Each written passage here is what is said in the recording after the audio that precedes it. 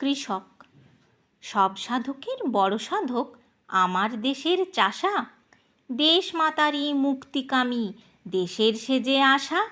দধিচিকি ইহার চেয়ে সাধক ছিল বড়।